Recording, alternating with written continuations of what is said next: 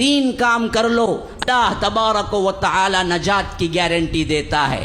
ایک وحدت، متحد ہو جاؤ۔ اتحاد میں جو برکت ہے کسی اور کے اندر وہ برکت نہیں ہے۔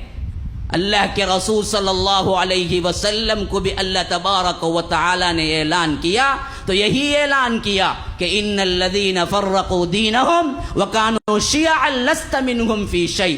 اگر کوئی الگ فرقہ بناتا ہے اور اپنے فرقے کی بنیاد رکھتا ہے، دین میں تفرقے ڈالتا ہے، تو یاد رکھو اے اللہ کے رسول آپ ان میں سے نہیں ہیں، آپ ان میں سے نہیں ہیں۔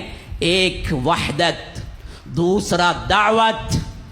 یہ ہندوستان دعوتی میدان ہے، یہاں سرکاری سیاست کے نام پر ڈھونگ نہ رچاؤ، نہ اس میں کبھی کامیاب ہو سکتے۔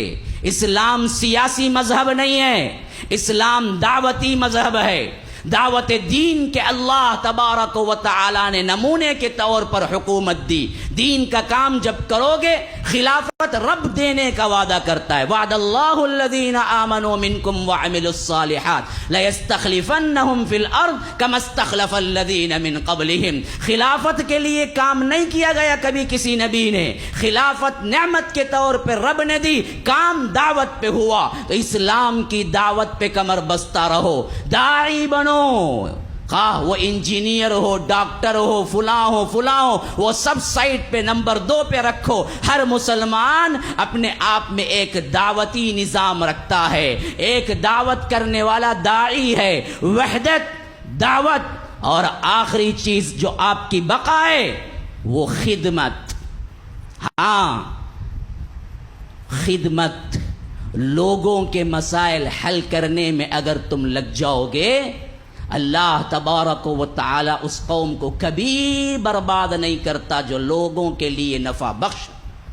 یاد رکھ لیجیے، میں میرے بچے دوسرے سب لچے، یہ کیفیت نہیں ہونی چاہیے مسلمان کی۔ یاد رکھیے، دعوت، اس کے بغیر اللہ تبارک و تعالی کبھی بھی نیست و نابود کر سکتا ہے، لیکن دعوت کو لے لیں گے تو اللہ تبارک و تعالی وہ قوم کو ہلاک نہیں کرتا۔ سب سے پہلی چیز دعوت کو اپنے ذہن میں بٹھا لو۔ ہاں، اور اسی طرح یاد رکھو وحدت کے اندر اتنی طاقت ہے کہ کبھی کوئی مٹا نہیں سکتا ہمیں۔ تفریقے میں نہ پڑو۔ نمبر 3، ہمیشہ یاد رکھو لوگوں کے لیے نفع بخش بن جاؤ گے تو اللہ کبھی نہیں مٹاتا۔ وَأَمَّا مَا يَنْفَعُ النَّاسِ فَيَمْكُثُ فِي الْأَرْضِ كَذَلِكَ يَضْرِبُ اللَّهُ الْأَمْثَالَ۔